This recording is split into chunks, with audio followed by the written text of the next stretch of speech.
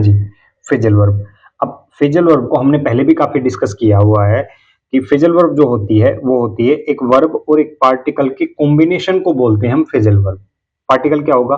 Particle एक preposition भी हो सकती है और एक एडवर्ब पार्टिकल भी हो सकता है। यानी एक वर्ब और एक पार्टिकल के कोलोकेशन को, के ग्रुप को, के जोड़े को, के पेयर को हम बोलते हैं फ्रेजल वर्ब। अब फ्रेजल वर्ब को समझना आसान है क्योंकि the verb driven by the particle, यानी फ्रेजल वर्ब में जो वर्ब पार्टिकल होगा, इस वर्ब को ड्राइव करेगा ये पार्टिकल। यानी ये जो वर्ब है ये सेंटेंस में इस पार्टिकल के अनुसार काम करती है।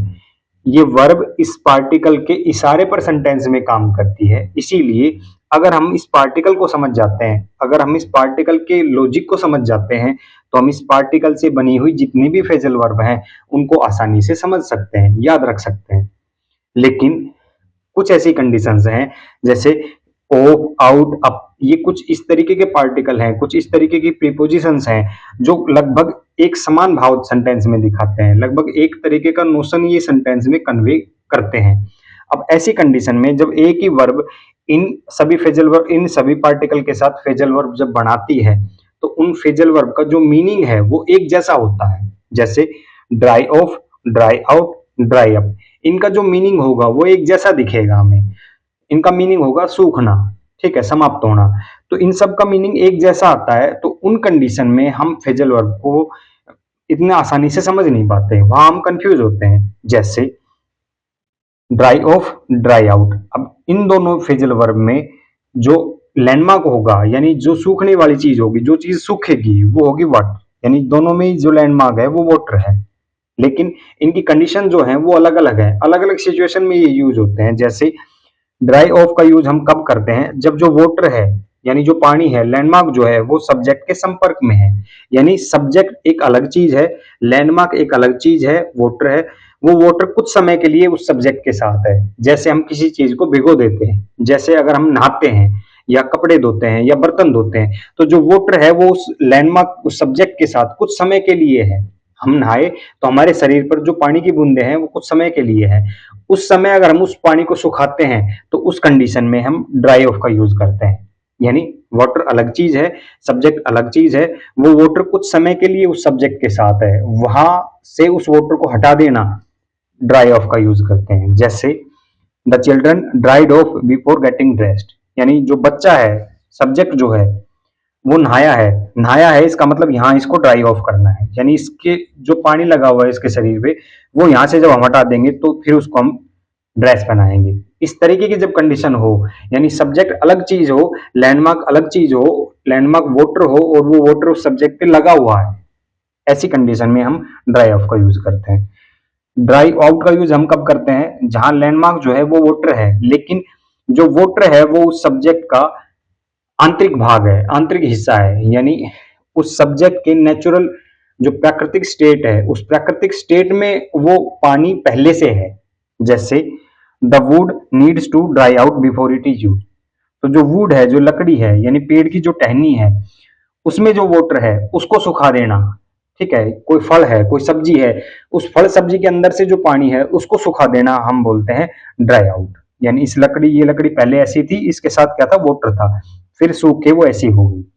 ऐसी कंडीशन में हम ड्राई आउट का यूज करते हैं। वहीं अप का यूज हम तब करते हैं जब जो लैंडमार्क है वो लैंडमार्क वाटर के अलावा भी और बहुत सारी चीजें हो सकती हैं। यानी जो सब्जेक्ट है वो किसी चीज का सोर्स है, सब्जेक्ट जो है वो किसी चीज का उद्गम स्थल है। ठीक है, उद्गम यानी उस सब्जेक्ट में से जो चीज निकलती है वो चीज होगी लैंडमार्क। जैसे नॉलेज हो सकती है, अपॉर्चुनिटी हो सकती है, वोटर हो सकता है, यानी अपॉर्चुनिटी का खत्म हो जाना, वोटर का खत्म हो जाना, सोर्स में से जहां से पानी हमें मिलता है, जैसे झरनों में से, तालाब में से, वहां से पानी का खत्म हो जाना। फंड का खत्म हो जाना, जहां से फंड हमें मिलता है वहां से फंड नहीं मिलना, इंस्पिरेशन का, सपोर्ट का, इस तरीके से। जैसे she dried up in the interview, अब सी यहाँ पर क्या है? सब्जेक्ट है। इंटरव्यू में सी से क्या एक्सपेक्ट किया जाता है? कि उसको नॉलेज होगी। यहाँ पर जो लैंडमार्क है वो क्या है? नॉलेज है। नॉलेज यहाँ पर लैंडमार्क है, तो सब्जेक्ट में से नॉलेज का खत्म हो जाना, ठीक है, समाप्त हो जाना, ड्राइड अप। इस तरीके से द पॉन्ड या lake ड्राइज up every summer, the pond जो है वो यहाँ पर क्या है? सब्जेक्ट है। लैंडमार्क क्या है? वाटर है, ठीक है। यानी जो लेक है या पॉन्ड है वो किसका सोर्स है? पानी का सोर्स है। यानी उस सोर्स में से उस पानी का खत्म हो जाना, उसको बोलेंगे हम ड्राइज अप। इसी तरीके से फिल के साथ, यानी फिल अप, फिल आउट और फिल इन, इनका जो मीनिंग है वो एक समान है। यानी इनका मीनिंग होगा भरना, किसी चीज को पूरा करना।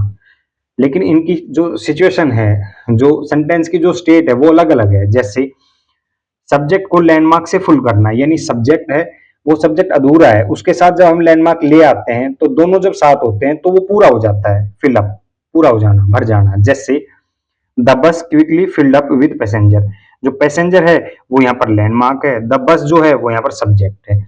अब सब्जेक्ट जो बस है वो पहले खाली थी, लैंडमार्क जब इसके साथ आ गए तो क्या हो गया? फिल अप हो गया। ऐसे सिचुएशन में हम फिल अप का यूज करते हैं। वहीं फिल आउट यानी अपूर्ण सब्जेक्ट लैंडमार्क को पूर्ण करना, यानी जो लैंडमार्क है वो अधूरा है, वो अधूरा है, उसको पूरा कर देना, लैंडमार्क को ही कंप्लीट कर देना। जैसे she filled up the survey in just 5 minute, जो सर्वे है वो यहाँ पर लैंडमार्क है। लैंडमार्क पहले अधूरा था, जो सर्वे है वो ऐसी थी, फिर सर्वे को पूरा कर दिया। क्या कर दिया? फिल आउट कर दिया। यानी जो सर्वे थी वो पहले ऐसी थी, फिर उसको फिल आउट कर दिया, इस तरीके से। तो ऐसी सिचुएशन जब होगी, जब लैंडमार्क अधूरा है, उस लैंडमार्क को ही पूरा कर देना, हम फिल आउट का यूज करते हैं। फिल इन का यूज कब करते हैं? जब लैंडमार्क के रिक्त स्थान को सब्जेक्ट से रिप्लेस करना हो, यानी जो लैंडमार्क है वो अनुपस्थित है, लैंडमार्क है ही नहीं, लैंडमार्क अब्सेंट है, और उस अब्सेंट लैंडमार्क की जगह हम सब्जेक्ट जब ले आते हैं तो उसको हम फिल इन से यूज करेंगे। जैसे ही is going to fill in for the manager, जो मैनेजर है वो यहाँ पर लैंडमार्क है, ही जो है वो यहाँ पर सब्जेक्ट है। अब मैनेजर जो है वो यहाँ पर अब्सेंट है, अनुपस्थित है, तो इसकी जगह सब्जेक्ट किसकी जगह ले लेगा? यानी इस मैनेजर की जगह ये सब्जेक्ट काम करेगा। जो ही है वो आज मैनेजर की भूमिका निभाएगा। इस सिचुएशन को हम फिल इन से पूरा करते हैं। जैसे read the passage, fill in the blanks with the correct word. अब जो ब्लैंक्स है वो यहाँ पर लैंडमार्क है, करेक्ट वर्ड जो है वो यहाँ पर सब्जेक्ट है, ठीक है। तो लैंडमार्क यहाँ अब्सेंट है, इसलिए यहाँ पर सब्जेक्ट से इसको पूरा करना होता है।